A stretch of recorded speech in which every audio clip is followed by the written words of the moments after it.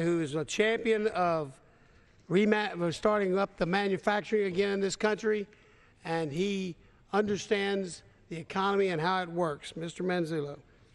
I thank the gentleman from Texas for yielding. Mr. Speaker, we have something very interesting going on in this administration, and it's called Who's in Charge. At one time, we believed that the National Highway Transportation Safety Agency, NHTSA, as part of DOT, was in charge of regulating the corporate average fuel economy standards. In fact, it's always been that way. Well, then all of a sudden, the EPA gets involved, gets its nose under the tent, and decides that, well, because there are emissions, that they're going to get involved in it. Then along comes the California Air Resources Board and say, oh, no. If you live in California, these are the standards.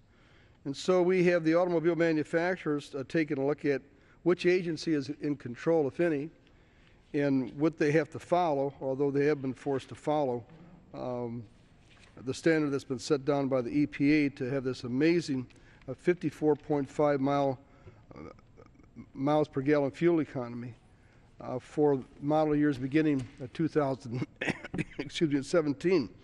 In the district that I'm proud to represent, Chrysler has a plant on Belvedere that's going to house the body shop for the new Dodge Dart.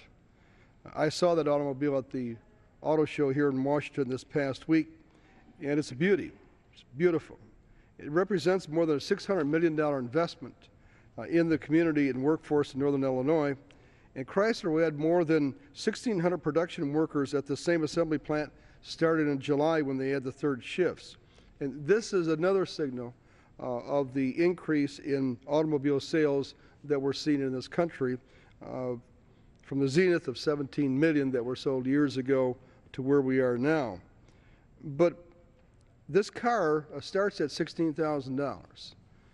And with the average price of a vehicle to increase by $3,200, and the source of that is the government itself, I just don't know what these people are thinking. In fact, if you take a look at the EPA rule that says the estimate is that the mandate will cost $157 billion,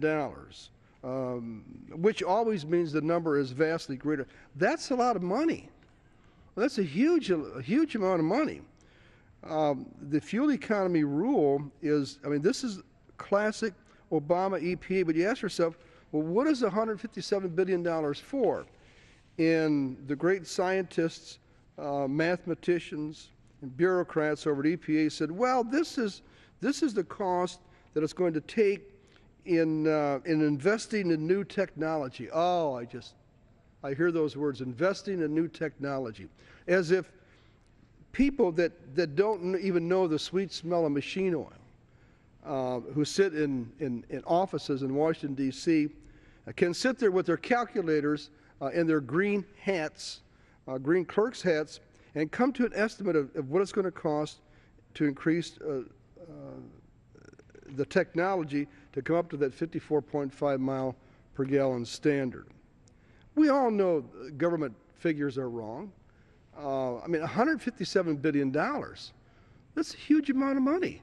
I think the total amount of the bailout, if anybody was interested in that, was around $15 billion. Now this is 10 times the amount. And you ask yourselves, where's this money coming from? Obviously, if manufacturers have to gear up for this major expense, they're not going to wait until 2017. They're going to start doing it now. And so the increase in prices of automobiles will be directly related to this new mandate from the EPA. And so the gentleman from Texas, I want to thank you for having the courage of speaking out here, and I thank you for the opportunity to help explain to the American people the foil. I guess that's a good word, the foil, the folly, rather, of this latest EPA action. And I yield back. And I thank my friend for yielding back his time and for his great comments.